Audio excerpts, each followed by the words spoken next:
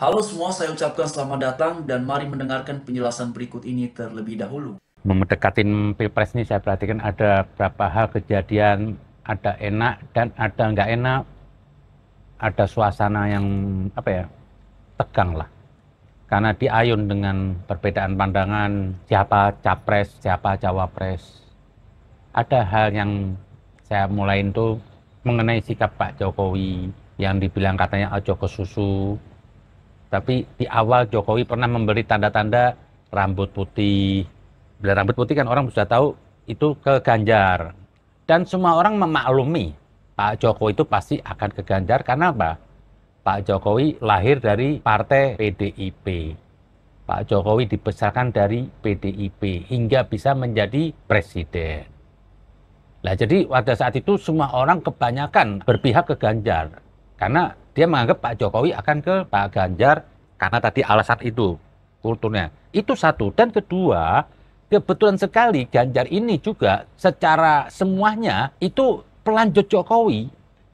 Banyak hal ada kesamaan. Satu, secara kesehatan. Jokowi pernah bilang apa? Nanti cari presiden, jangan ada yang duduk aja di istana, suruh jalan. Berarti kan butuh fisik. Itu ada di Ganjar. Dan Ganjar ini juga punya kemampuan yang bagus. Umur masih muda, kesehatan bagus. Sudahlah, itu berjalan. Jadi akhirnya apa? Relawan Jokowi ini Jokowi dulu yang membantu Jokowi dari tahun 2014 itu hingga Pak Jokowi sampai 2 kali menjabat. Itu semua relawan itu mungkin 99% itu mendukung Ganjar. 1% aja mungkin Jokowi yang mendukung Prabowo. Ya mungkin kalau organ itu katanya projo atau siapa lagi. Cuma 2 mungkin. Sementara kan organ Jokowi banyak. Dan itu mungkin juga, kenapa saya bilang 1%? Mungkin cuma ketuanya aja. Ya mungkin kayak projo mungkin ketuanya aja. Saya dengar beritanya ketua-tua bawahnya itu provinsinya seperti Jakarta, Banten itu semua mendukung ke Ganjar. Itu nggak ada masalah. Itu ada kesamaan. Jadi apa? Ada kecenderungan tuh Jokowi tuh akan ke Ganjar. Nah, di sini harusnya Jokowi juga melihat tidak perlu bermain-main, tapi saya nggak tahu. Tetap di sini saya bukan mengajarin Jokowi. Saya yakin Jokowi itu punya kemampuan yang hebat. Mungkin ada cara apa. Bukan saya mau ngajarin, nggak. Cuma ini saya ingin cerita gejolak di masyarakat. Banyak yang bertanya. Lah akhirnya apa? Datanglah PSI. PSI yang dulu pertama mendukung Ganjar. Berbalik, dia mendekati ke Prabowo. Sampai-sampai Prabowo partai yang gede duluan mendatengin PSI yang partai baru lahir yang mungkin masih prematur lah, nggak lebih dari 2%, didatengin. GR lah nih orang PSI ini didatengin Prabowo.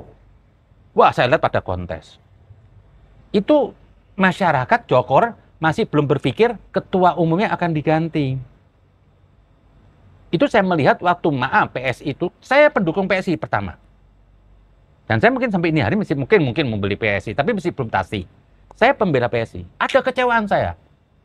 Saya ditanya sama orang, kenapa sih kok lo marah terus sama PSI? Lah, karena gue pemilih PSI. Kalau gue nggak milih PSI, PSI mau jadi apapun gue nggak akan kritik. Dan kritik itu jangan dimaknai kebencian. Ada sebagian orang nih kayak anak kecil. Kritik dimaknai kebencian. Kritik itu bentuk kasih sayang. Tujuan apa? Supaya lebih baik. Tidak ada kritik ingin menjerumuskan, nggak ada. Pasti namanya kritik itu apa? Menurut pandangan saya, ini bisa lebih baik. Ingin diselamatkan ini PSI. Nah, itulah akhirnya saya lihat dekat ke Prabowo. Ada lagi di situ malah adik Armando. Yang sebulan sebelumnya itu mengatakan Prabowo itu nggak ada baiknya. Sampai jangan milih Prabowo itu 6 poin apa, nggak ada baiknya. Kok sebulan berbalik? Setelah dia di PSI, ketemu Prabowo, Prabowo jadi manusia suci. Yang dulu dia puji-puji Ganjar, jadi manusia sampah. Dia beralasan cuma menjelekkan katanya PDIP-nya. Loh, Anda ini mau memilih presiden atau memilih partai? Kawan-kawan dan Bapak Ibu semua, itu dia penjelasan dari Pak Habib Kribo ya mengenai dinamika politik yang berlangsung di bangsa kita di Indonesia, dan memang situasi politik yang sedang berlangsung di bangsa kita ini telah memunculkan banyak opini ya di tengah-tengah masyarakat, terutama terkait dengan topik Pilpres kawan-kawannya, karena tinggal beberapa bulan lagi bakalan dilaksanakannya Pilpres pada bulan Februari ya 2024, dan juga beberapa hari belakangan ini ramai sekali pembahasan mengenai Capres dan Cawapres, terutama ini juga sudah diumumkan ya. Baik itu cawapresnya Ganjar Pranowo sudah ada, yaitu Mahfud MD, juga mengenai apa namanya teman-temannya cawapres dari Prabowo Subianto juga sudah ada, itu Gibran ya, putra dari Pak Jokowi. Lalu kemudian teman-teman semua dan Bapak Ibu sekalian juga mengenai cawapres dari Anies, itu juga sudah lama ya, beberapa waktu yang lalu sudah diumumkan adalah Cak Imin ya, PKB, dari PKB teman-teman ya.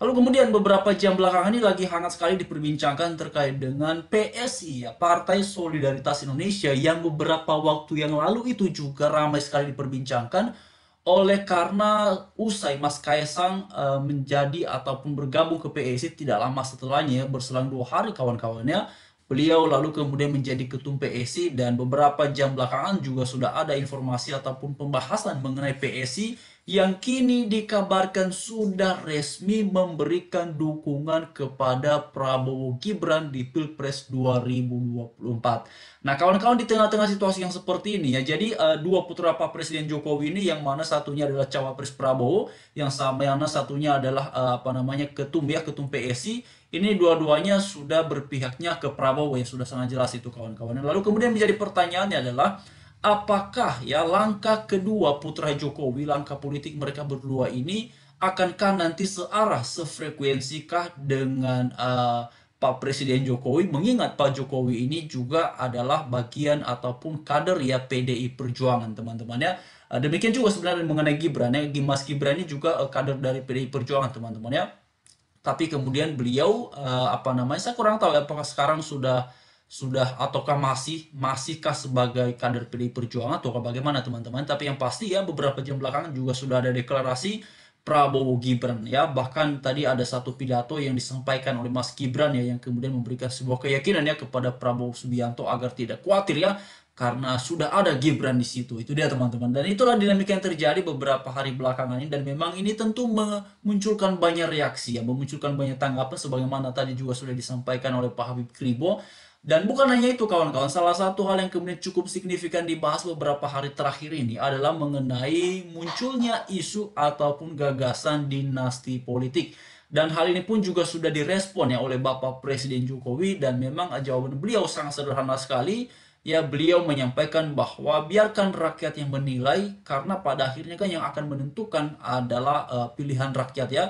Jadi yang cobloskan rakyat katanya, bukan para elit. Itu dia teman-teman. Dan itu memang jawaban yang masuk akal, jawaban yang tepat kawan-kawannya. Karena memang pada akhirnya ya, siapapun dan apapun upaya yang dilakukan oleh para elit ini ya, ketum partai ataupun termasuk Pak Jokowi, pada akhirnya penentuannya adalah berada pada pilihan rakyat. Nah, karena itulah ya teman-teman semua, satu hal yang juga tidak bisa dipungkiri, memang relawan dari Pak Jokowi ataupun pendukung Pak Jokowi, bahkan beberapa jam yang lalu saya lihat ya, komentar-komentar juga kemudian mengenai percakapan di WA Group ya, ini juga memang akhirnya terbagi kawan-kawannya, terbagi. Ada yang tetap berorientasi dan menunggu instruksi dari Pak Jokowi, tapi ada yang kemudian sudah membuat pilihannya sendiri ya. Ada yang kemudian juga bahkan tidak hanya itu ya, ada yang kemudian merasa kecewa dengan Pak Jokowi dan segala macam. Tetapi itulah ya, itulah politik teman-teman ya. Jadi saya jadi ingat ada satu ungkapan yang sangat familiar sekali, bahwa dalam politik itu ya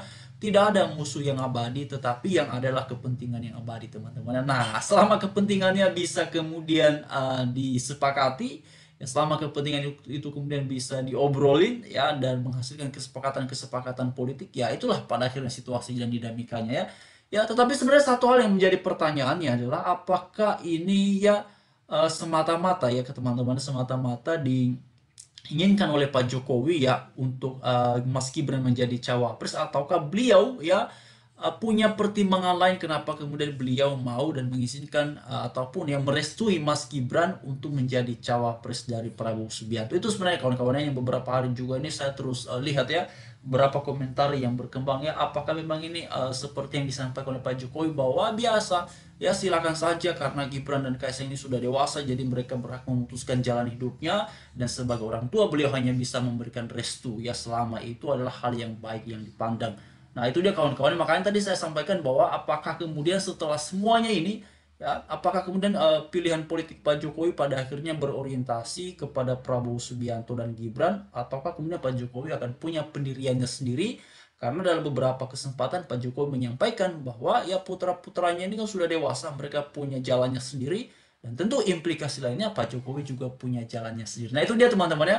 Bagaimana pun kawan-kawan semua, sebagaimana tadi yang juga sudah disampaikan oleh Pak Habib Kribo, bahwa memang situasi yang sedang kita hadapi akhir-akhir ini ada enaknya, ya ada juga tidak enaknya teman-teman ya. Dan itulah ya, ada juga yang memang sedih ya. Bahkan tadi beberapa itu komentar saya lihat ya, ada yang menyampaikan bahwa Jokowi yang kita kenal hari ini kok seolah-olah bukan Jokowi yang dulu kita support ataupun yang dulu kita kenal teman-teman. Dan memang beberapa orang yang selama ini sering sekali berada di garda terdepan untuk membela ya ke Jokowi itu nampaknya kecewa teman-teman ya. Salah satu di antaranya adalah Denny Siregar, lalu kemudian beberapa orang lain Yusuf Muhammad ya, lalu kemudian juga seperti Rini Wibowo dan beberapa orang-orang yang selama ini sering mengapresiasi Jokowi ataupun memuji teman-teman ya. Ya, jadi itulah situasinya.